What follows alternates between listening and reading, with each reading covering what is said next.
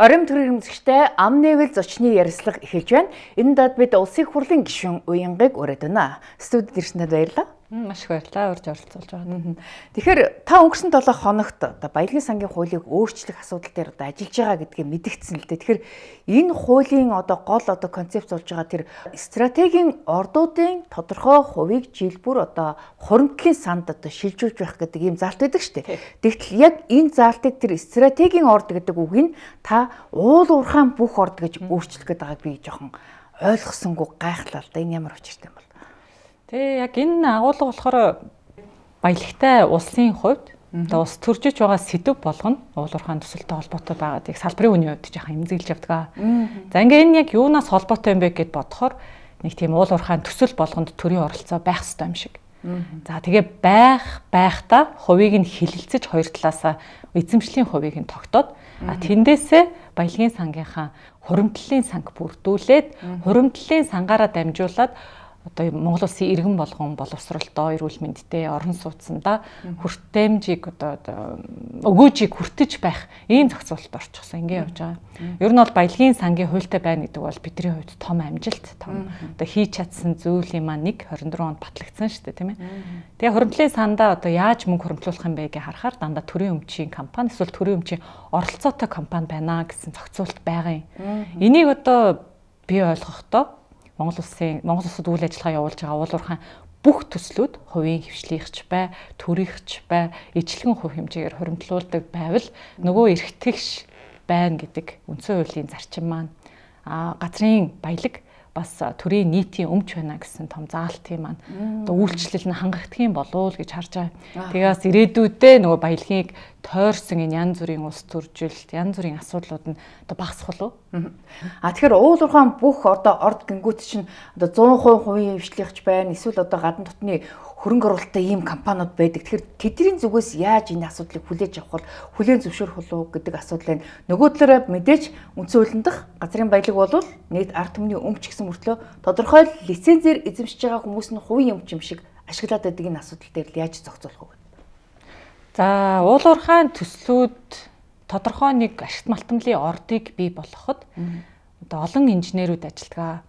Тэдний нэлээх тийм хөдөлмөр одоо ухаан зарж уул уурхаан төсөл одоо орд болж одоо тооцоологдоод тэр нь бол ашиглагддаг ийм концепц бол байдаг юм аа. Тэгээ энэ нь орд байна гэх ингээд уурхаанаа зарцуулж олж байгаа тэр төслийг нь одоо харангуйтаа энэ бол гайгүй төсөл юм биш үү? Дотоодын нийт бүтээгдэхүүний 5%-аас дээш одоо хангачаар ийм том төсөл юм байна. Эсвэл үндэсний аюулгүй байдалд хамааралтай төсөл байж магадгүй юм байна. Эдийн засгад нөлөөлөх үүс юм байна гингүүтээ засгийн газар стратегийн орд гэсэн чагсаалтад аваад их хурлаар батлуулна гэдэг ийм нэг болгоомжлол салбарт бий болоод байгаа гэж харж байгаа. Тэр энэ юу гэсэн үг вэ гэхээр манай Монгол улсад дараагийн томоохон хэмжээний ордууд бий болох магадлал нь багасаа явчихна гэсэн үг. Ингээд нэлээд тийм гайгүй төсөл бий болчихвол юм бол төр эзэмшчих энэ хандлага руугаа шилжчих юм байна гэсэн нэг тийм болгоомжлол эрсдэл хөрөнгө оруулагчдад үүсэж гин гэж үзээд за ер нь бол заавал төрийн өмчийн оролцоотой төрийн өмчийн ийм компани гэлтгүүгээр ер нь л Монгол Улсад үйл ажиллагаа явуулж байгаа уул уурхаан төслүүд хуримтлалын сандаа мөнгө хуримтлуулдаг болно гэсэн концепцийг одоо дэмжин гэж агуулгаар хуулийн төслийг боловсруулсан юм байна. Таны энэ санаачилж байгаа энэ хуулийн өөрчлөлтийг улсын их хурл засгийн газрын түвшинд яаж хүлээж авч байна? Магадгүй тэдний дотор ч гэсэн тодорхой ашиг сонирхолтой хүмүүс бас байгаа шүү дээ. Тэдэртэй ер нь саналаа солилцож байгаа юу? Улс төрчтэй гэсэн үг л дээ. Улс төрчидтэй бол нээлттэй одоо төрүүчийн одоо яг таньшил хандж байгаа хгүй тий. Их одоо хэвлэлийн баг хурал дээр ярьсан зүйлийг чинь сонслоо. Ямар агуулгатай юм бэ? Тооцооллыг нь хийсэн үү? Яагаад 2% гэж танилцуулваа гэд асууад. Тэгээ тэр хүрээнд нь бол дандаа л ярилцж байна л да. За өнгөрсөн 2024 оны хуримтлалын санд хуримтлагдсан тэр дүнг хараад үзэхээр 495.6 тэрбум төгрөг байгаа юм. За энэ нь болохоор мэдээж төрийн өмчийн болон төрийн өмчийн оролцоотой компаниудын ашигаас нь орж ирж байгаа. Энэ гэхдээ зөвхөн стратегийн ордуудаас бүрдүүлсэн одоо хуримтлалын санд. Яг одоогийн л байгаа хуулиараа тэр төрийн болон төрийн өмчийн оролцоотой стратегийн ордуудаас орж ирж байгаа. Тэр хуримтлалын санг бүрдүүлж байгаа одоо хэмжээ 496.5 тэрбум төгрөг байсан байгаа юм. За одоогийн ингээ хуулийн концепцийг өөрчилё. Бүх Монгол улсад үйл ажиллагаа явуулж байгаа компаниудаасаа жишээ нь 2% гээд борлуулалтын орлогоос нь авъя гэсэн юм тооцооллыг. Яг нэгдээр чи 1%-аар хийж үтсэн, 2-оор хийсэн, 3-аар хийсэн юм л та. Тэгээ 2% гэж танилцуулга ингэж хийсэн. За уулуурхайн салбар экспортын орлогын 93%-ийг 2024 онд бүтээгдэхүүн борлуулалтаараа бүрдүүлсэн байна. За тэрнийх нь нийт Монгол улсын экспортын орлого 15.8 тэрбум доллар байсан гэх юм бол 14.6 нь уулуурхайн салбартай холбоотой болоод тэрнийхээ 2%-ийг нь одоо бүх уулуурхайн төслүүд хувийнх төрийнх гэлтгүүгээр хуримтлалын санд хуримтлуулсан байсан бол 1.1 их 80 төгрөг хуримтлагдах байсан юм байна. Гэсэн энэ агуулгыг бол танилцуулаад хэвлэлийн баг хурал дээр тооцооллыг бол өөрөөр хэлбэл одоо ингээ бүх уулуурхайн ордоос ингээд жил бүр ингээ 2%-ийг ингээ хуримтлуулад ирэх юм бол одоо хуримтлуулж байгаагаас 2 дахин өсөх юм магадлал байгаа юм биш үү? Одоо бараг 500 тэрбум төгрөг хуримтлагчаад байгаа бол 1.1 их 80 төгрөг одоо төсөвт орж ирэх, төрийн санд орж ирэх юм боломж байна гэж юм тийм үү. Тэгэхээр сонгуулийн өмнөхөн та уулуурхайн дэд сайд дээр бас хагас жил ажилласан баха. Тэгэхээр тухайн үед ч гэсэн та энэ саналаа бодож ийсэн гэсэн үг үү? Тухайн үед бид нэр ашигт малтамлын тухай хуулиа ерөнхийдөө боочоод тэгээд өргөн барьж чадаагүй яг нэг тийм үед бид цайдар ажиллажлаа. За шалтгаан нь болохоор ашигт малтамлын тухай хуулийнхаа шинжилсэн найруулга байсан нэмэлт өөрчлөлт биш. Тэрийг өргөн барих гэтэл нөгөө өмнөх нь газрын тухай хууль ороод тэгээ нэлээд сенсац тэгдээд тэгээ бараг хуулийн дээр бичигдээгүй агуулга нь хүртэл ингээ яригдаад бөөн болсон л доо. Тэгээ тэрнтэй холбоотой одоо за ашигт малтамлын тухай хуулигаа төр хойш нь байлгачих гэсээрэн байгаа сонгуультай тулчихсан. Яг тэр үед бол ажиллаж одоо яамн дээр дицайдаар ажиллаж байлаа. За өмнө нь ч гэсэндээ яамн дээрээ дотроо газартаа яг салбарын одоо геологийн газартаа ажиллаж байлаа. Тухайн үед хуулийн төсөл дээр боловсруулж яхад хүртэл за ер нь энэ гадаад улс орнуудад стратегийн орд гэсэн нэр томьёо ер нь байна уу гэсэн байдлаар судалгаануудыг бас хийж исэн. Тэгээ яг үндэ бол стратегийн ашигт малтмал гэдэг одоо жишээ нь зис стратеги ашигт малтмал муу юм уу? Нүүрсэн муу юм уу гэд улс орнууд хоорондоо ингээ ярилцаад хуулиндаа стратеги ашигт малтмал одоо бодлоготой байна гэж заагаад тэгээд тэр стратеги ашигт малтмал нь хэрэгтэй учраас тэрийг яаж нээж олох вэ гэдэг дээр нь дэмжлэг үзүүлсэн хуулийн зохицуултууд байдаг. За тэгэхээр одоо стратегийн яг орд гэдэг тийм томьёо одоо тийм тодорхой зохицуулт байхгүй гэж тайлх гэдэг юм. Тий, стратеги ашигт малтмал гэдэг утгаараа одоо чулуулга одоо стратеги манад мөнгө олж ирд юм аа. Манай энэ технологийн үйлдвэрүүдэд түүхийн хэд болгон ашиглагдд юм аа гэдэг дээр тооцооллыг хийгээд гаргаж ирдэг ийм ерөнхий агуулга байтал 2006 онд ашигт малтамлын тухай хууль шинжилж найруулагдаж орохдоо стратегийн ашигт малтамлын орд гэнгээд арталт нь орд гэдэг үгийг нь авч томьёолж оруулж ирээд төрийн мөнгөөр илрүүлсэн байх юм бол 50 хүртэлх 34% гэх ийм залтууд нь яваад орчихсон байхгүй. Тэгээ энийхээ хүрээнд 2007 онд 16 ордыг бол стратегийн орд гэж улсын хурлын тогтоолоор аваад за энэ дээр бол ингээд стратегийн ордоос ашиг нь хүртэнэ гэдэг дээр ингэж явж байгаад хуримтлалын сан бол өнөөдөр бүрдээд явж байгаа. Тэгэхээр би бол энэ 2007 оны ашигт малтмалын тухай хууль болвол харин чиг одоо ингээд тодорхой ингэж хувьд одоо босго тавьж өгөөгүй болвол тэр газрын баялаг бол одоо ард түмний өмч гэдэг тэр эрхийг нь баталгаажуулах боломжгүй ингээл одоо бүгд авчих боломж магадлал байсан гэж хараад байна. Мэдээж одоо тухайн үед гаргасан шийдвэр бол тухайн үедээ хамгийн зөв л байсан байх. Гэхдээ тэгээд альва нэг шийдвэрт бол тэгээд нэг сайн тал байна, сөрөг арай харж тооцоолоогүй бас тал байна. Ер нь бол дараагийн Монгол улсын эдийн засагт нэлээд том утгаараа Монгол улсын эдийн засгийг тэлэх боломжийг өгөх ордууд жижиглэгдэх ийм том эрсдэлтэй гэж харж байгаа. Тэгэхээр өөрөөр хэлбэл одоо яг тэр нийт одоо хайж олсон нөөцөө ингээд 2 3 орд юм уу 2 3 лиценз болгож ингэж хуваагаад стратегийн орд гэдэг тэр нэр томьёоноос зугдах хандлага бий болох эрсдэлтэй гэж бол харж байгаа. За хоёрдугаар эрсдэл нь болохоор за та хөрөнгө оруулагч байлаа. Хамгийн түрүүнд харах юм нь мэдээж хууль эрх зүйн орчныг харнаа. Доктортой юу, докторгүй юу, аль нь илүү одоо өр өгөөжөө манахад өхнө вэ ч юм уу те. За тиймэрхүү зүйлүүдийг нь харахад одоо манах жишээ нь ингэж яах юм шүү дээ. За манад ороод ирж болноо. За хайгуулын тусгай зөвшөөрөл олохдоо бол бид нар их дургүй те. Одоо дургүй шүү дээ ер нь бол. За ингээд олгочлоо гэж бодъё. За тэр эрсдлүүдэд авчий гэж бодъё. За тэгэнгүүт стратегийн ашигт малтмал гэдээ одоохондоо манад бодлого байхгүй байна. Стратегийн ашигт малтмалын орд гэд таныг оруулсан хөрөнгө оруулалтаар бий болсон альва нэг төслийг засгийн газрын жагсаалтад оруулж төслийг бэлдээд их хурл руугаа өргөн бариулаад их хурл нь баталчих юм бол тэрнийх нь таны одоо оруулсан хөрөнгө оруулалтын 34%-ийг нь хэрвээ та өөрөө нээсэн байх юм бол төр авнаа. 34 хүртэлхийн шүү дээ. 50 хүртэлхийг нь болохоор одоо хэрвээ энэ өмнө нь Монголын геологчид одоо нээж илрүүлсэн өгдөл байх юм бол 50 хүртэлх хувь дээр нь ингээд хилцээр хийнэ гэдэг ах юм бол аль улсын сонгох вэ? Тэгэхээр танихаар одоо энэ 34-50%-ийг одоо төр авна гэдэг энэ заалт бол хөрөнгө оруулагчдыг үргээх гээд ингэж та хэлэх гээд байна да. Тэгж хэлж байгаа.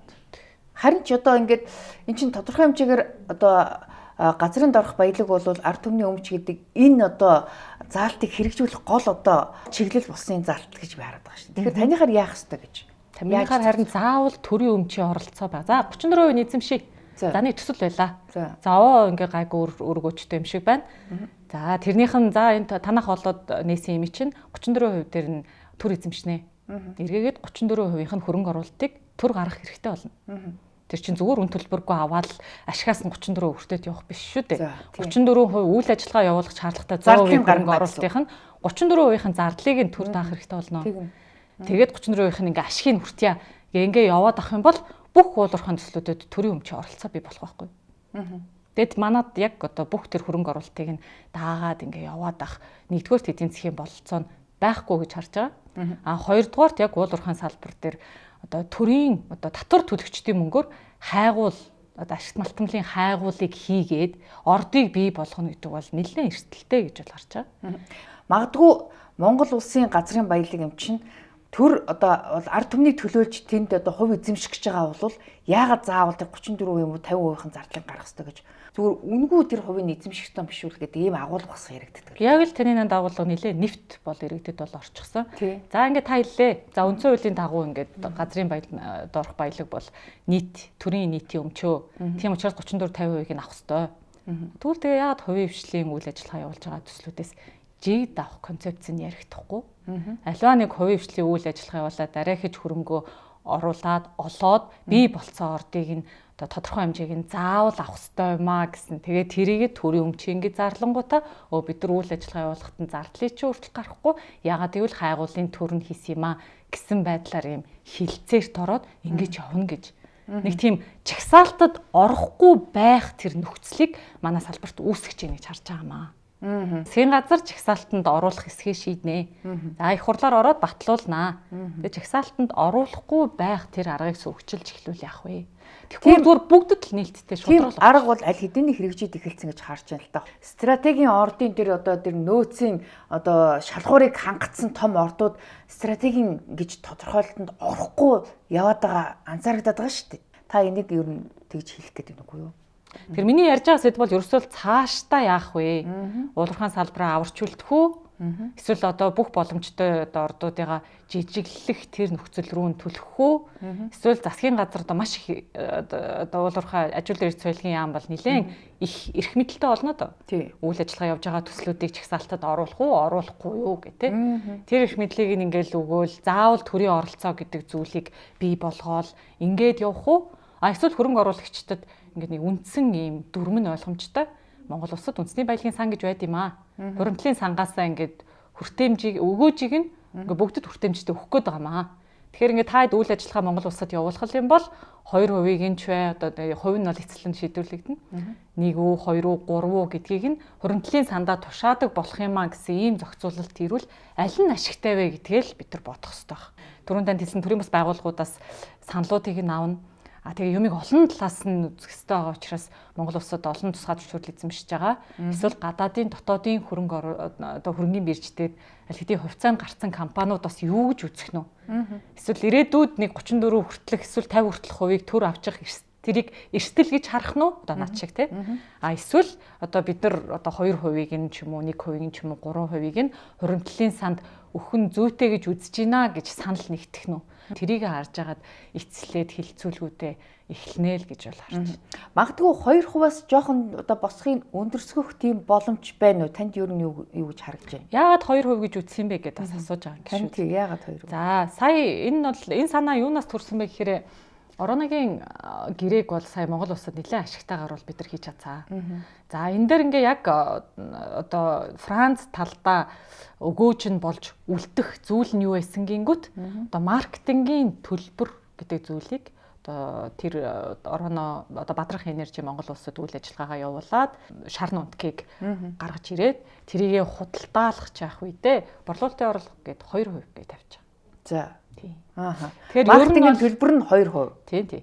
Тэгэхээр ер нь бол энэ нийтлэг жишээ юм байлээ л дээ хөрөнгө оруулалтын улуурхаан төслүүд дээр хөрөнгө оруулалт дээр бол нэг одоо ноу-хау байдаг баха. Ноу-хау буюу энэ технологиг эзэмшиж байгаа компанида бид нар хувь өгдөг.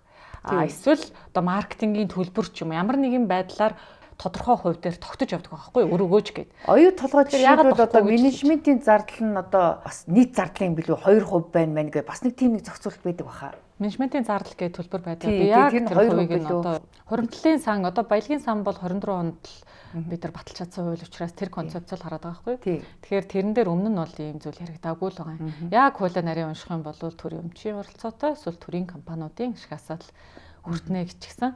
Тэгээ энэ бол буруу зүйл өрөөсөө биш. Энтэй нэг тэгж янз бүрийн байдлаар сөргөлдөөд ах зүйл байхгүй. Гэхдээ тэргүй нэгэнд 2006 онд хуульд өөрчлөлт ороод ингээ 18 жил 9 жилтэй ингээ явчихсан асуудал өнөөдөр бид нар хуулиа зөвтгөх гэж оролдоод ч одоо яг цааштай гэдэг агуулгаар тэр хуулиараа засаж явах учраас. Тэгэхээр ингээ түрүүн танд хэлсэн тэр тооцооллоос л зүгээр 2%-ийн жишээ татаад бодоход л 495.6 тэрбум төгрөг биш 1.1 их 80 төгрөг авах боломж бидэрт байгаа л юм байна гэж харж байгаа байхгүй. Тэгэхээр ийм байдлаар бол танилцуулаад агуулгаа гаргаад 1%, 2%, 3% төр хийсэн мэдрэмжийн шинжилгээтэйгээ одоо яг салбарын үйл ажиллагаа явуулж байгаа байгууллагуудаас хариугаа аваадахыг тийм тэгээд одоо ам нээсэн дээрээ танд ерөнхий ингээл том зургаар нь тайлбарлах гал хичээгээд тэгсээ олон хүн үзэх баха.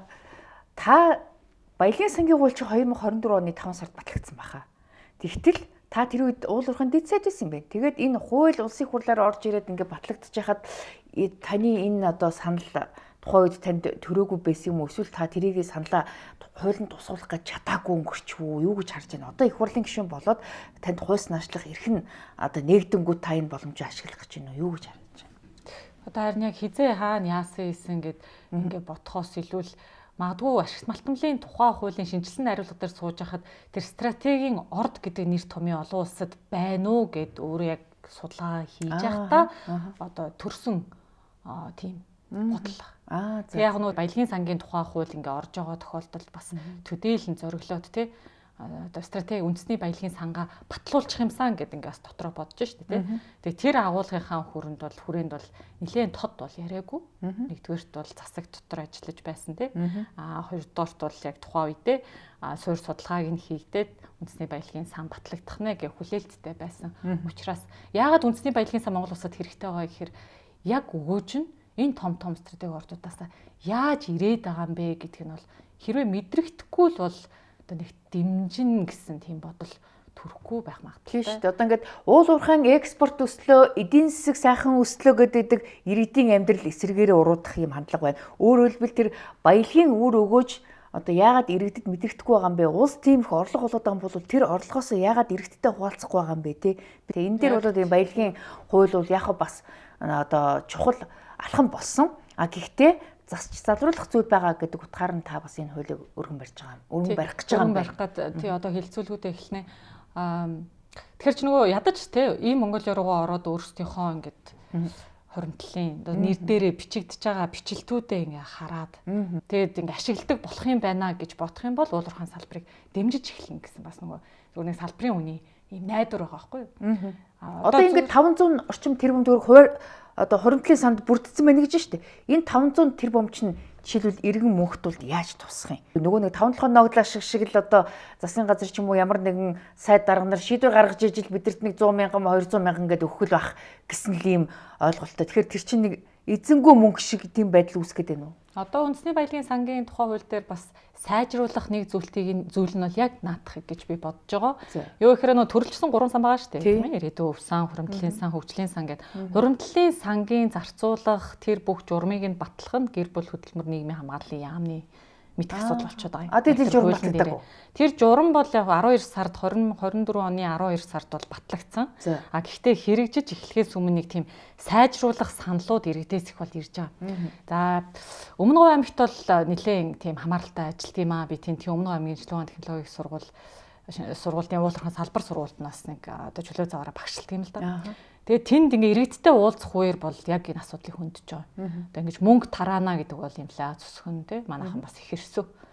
Сонголтын өгөөч бид нар багтаа хэрэгтэй зүйлүүдээ одоо хөрөнгө оруулалтыг нь бий болгох хэрвээ багийн иргэд нь бүгдээрээ санал нэгдэж чадах юм бол энд бичигдээд байгаа мөнгийг ашиглах ийм боломжийг энэ сонголтыг нь журманд оруулах энэ саналыг хэлж байгаа байхгүй юу? Одоо чинь ипотек, эрүүл мэнд, боловсролтой тодорхой хэмжээгээр тэр хоригдлогдож байгаа мөнгнөөс авч зарцуулах тийм одоо боломжийг олгоно гэдэг байгаа шүү дээ. Тийм 3хан төрөл байна тийм үү? Тэгвэл яаж зарцуулах юм бэ гэдэг нь болохоор гэр бүл хөтөлбөр нийгмийн хамгааллын яамны мэдэх хэрэг болчиход байгаа байхгүй юу? Тэр журмаар батлна. Тэгвэл тэндээ манай багийн иргэдээс ийм одоо арга хэлж өгч байна. Тэр нь одоо нэг сонголт өгөөд одоо энэ бичигдсэн байгаа мөнгөө энэ жилдээ бүгдээрээ нийлүүлээд одоо эрүүл мэндийн үйлчилгээндээ ийм юмд нь санхүүжүүлээ ч юм уу. Тиймэрхүү одоо яаж хэрэглэх аргадаа саналуудыг бол өгч илээ. Тэгэхээр нилээ энийг бас сайн хилцмээр юм лээ. Нийслэлд ч гэсэндээ зарим нэг дүүрэг дээр бас яаж ашиглаж болохоор байна. Бодгол асуудал гэж бодсон доо. Тэгэхээр энэ Баялагын сангийн хууль чинь Норвегийн зарчмаар батлагдсан гэж хараад байгаа. Тэгвэл Норвеги улсад одоо таны хэлээд байгаа тэр стратегийн орд гэдэг тодорхойлол томьёо байдгийн юм уу? Стратегийн ашигт малтмал гэдгээр. Стратегик минерал гэж. За нөгөө талаар одоо ард иргэдэн мэдээж тодорхой хэмжээгээр тэр уул уурхайн одоо салбарынхаа үр өгөөжийг бол шууд хүртдэг байгаа.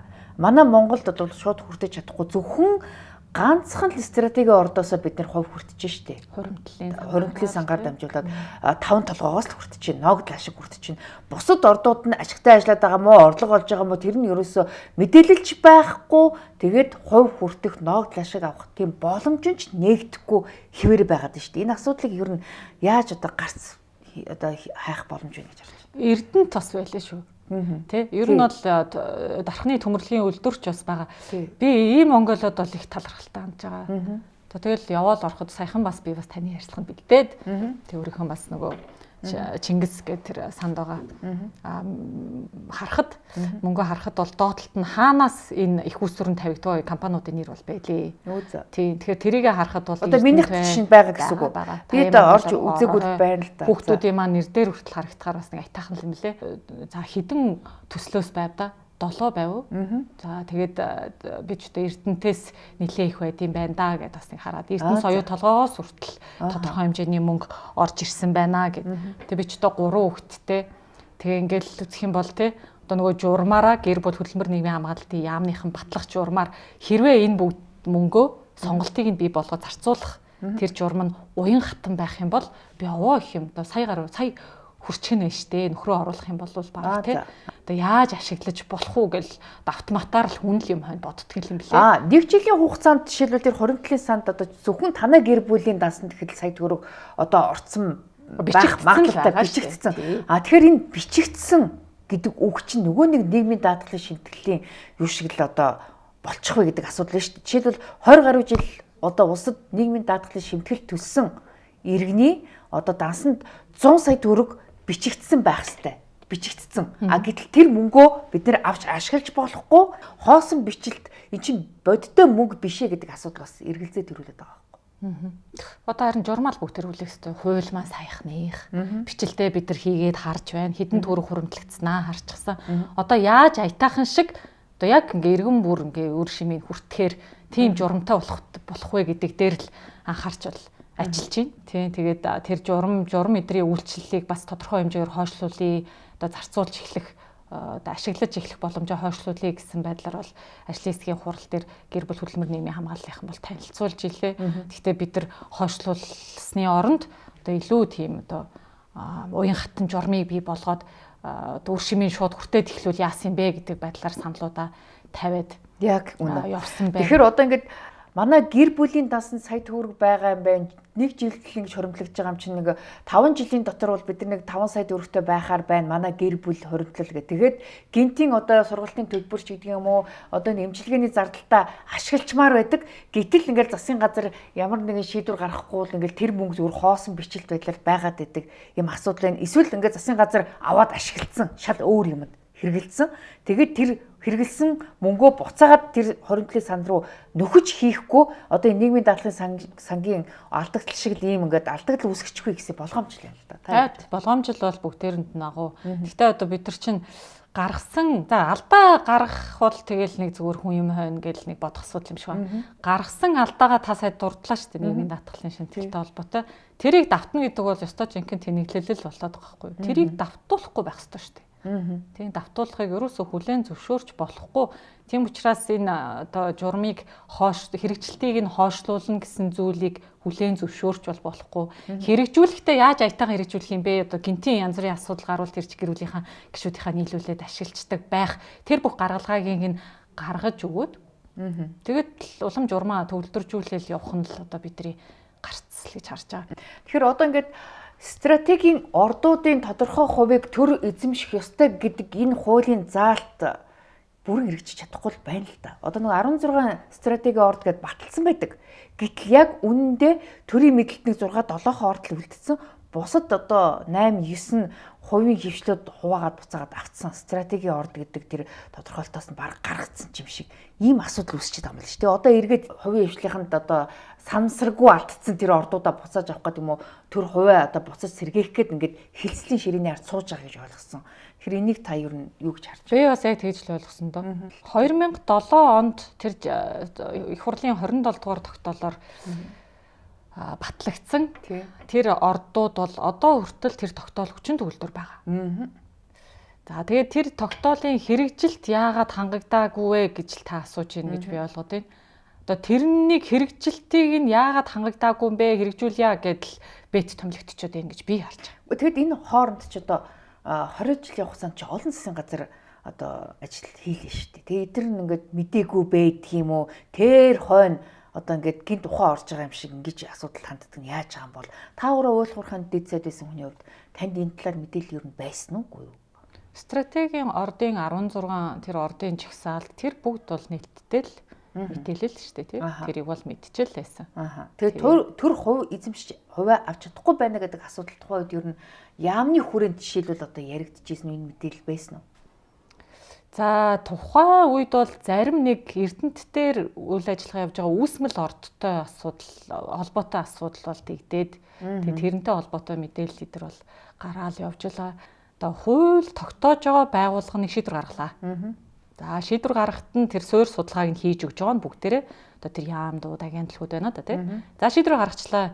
Хэрэгжилт нь хангагдахгүй байх боломж харагдаж байгаа байхгүй. Сая одоо та айлгаа ярьж байгаа зүйл бол яг л хэрэгжээгүй л юм. Тий. Одоо нэг талаас нь харахаар ингээд яг тэр тогтоолын хэрэгжилт хангагдаагүй юм шиг. Тэгээ ингээ яг гүнийг ингээ ухаад ирэхээр болохоор хууль зөрчсөн зүйл харагдахгүй байгаа юм шиг. Иймэрхүү тайлбарууд ингээ явж байгаа.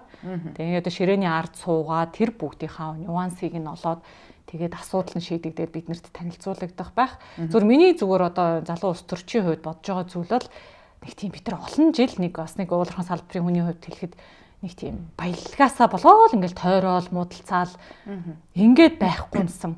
Тоглоомын төрөм нь ерөөхдөө ойлгомжтой болох юмсан. Төрийн оролцоо байсан байгаагүй л хуримтлалын сан өсөөд хуримтлалын сангаараа дамжуулаад уулуурхаан салбарт ерөнхий иргэдээс дэмжлэг ирдэг болосоо л гэж бол найдаж байгаамаа. Тэгээд энэ нэлээд хилцүүлэг болох л байх. Тэгээд ямар ч тач салбарынхаа дэмжлэгийг нэг бол авна, нэг бол арай өөрчлөгдөж орж ирэх бах. Тэгээд тухай бүрд нь бас тэгээд нээлттэй мэдээлэлд явнаа. Тэгээд таны ярианаас би ингэж ойлголоо. Одоо ингээд төр ингээд стратеги орд гэд тэндээс нь 34-өөс 50% төр эзэмшиж байна тийм үү? Тэгвэл төр тэгж хувь эзэмшгүйгээр одоо тодорхой одоо жил болгоны орлого юм ашигаас нь тодорхой хувиар ингээд одоо юу хоримтлын сандаа төвлөрүүлж татаж аваад ах ийм асуудал байж болно гэж та хэлчих шиг боллоо. Гэхдээ бүх уулуурхаан төслүүдээс. Тэгэхээр эн чинь ашиг төлбөрийн хуулиа өөрчлөхөөс ахуулаад маш том одоо ингээд асуудал өрнөх нь шүү дээ. Тэгэхээр энэ дээр ер нь дэмжлэг авах уу би лав эргэлзэж байна. Тийм зөв. Одоо мэдхгүй шүү дээ. Одоо бүгдээрээ л харна да. Тэгээ уулуурхаан салбарынхаа цаашдын ирээдүйн төлөө бол явна.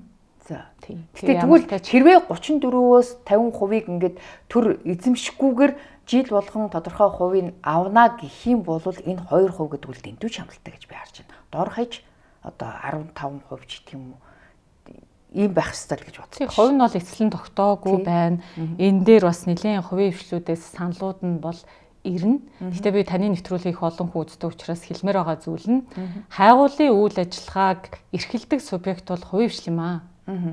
Мэдээж тодорхой тооныхыг бол одоо Эрдэнэс Монгол бол эзэмшээд ингээ үйл ажиллагаа хөрөнгө оруулалт босгох гээд ингээ явж байна. Хайгуулаа хийх гээд. За орд болгоно гэдэг бол нэлээ хөдөлмөрийн үр шимээр бий болдог зүйлээ.